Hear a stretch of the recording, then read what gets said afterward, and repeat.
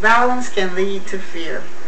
There is no doubt that the things that we expose ourselves to influence and shape our lives. However, no one can predict how those things will affect us. It is possible that violence can be both positive and negative influence on our children.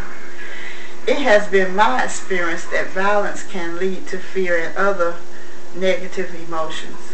The article, Violence is Good for Children by Gerard Jones, was enlightening. According to Mr. Jones, his parents were clueless as to how to help him get through a difficult childhood.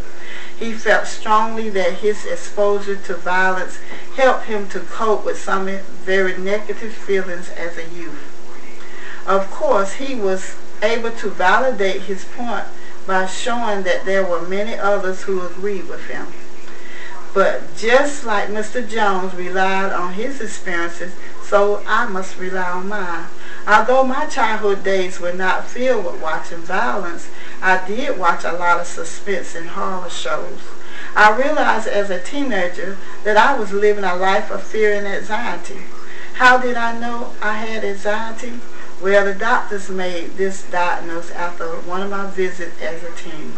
It seemed as if I was afraid of everything. It was not until I became an adult that I began to connect this fear with my habits as a child. I believe this was directly related to me watching things that were supposed to scare me. By Googling this subject, I found that I am not alone and that there are many people who have come to the same conclusion.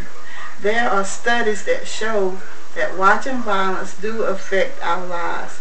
Children are not born violent or fearful. They are exposed to it in some way. The evidence is, when I was growing up, we didn't have a lot of violence, not like we do today.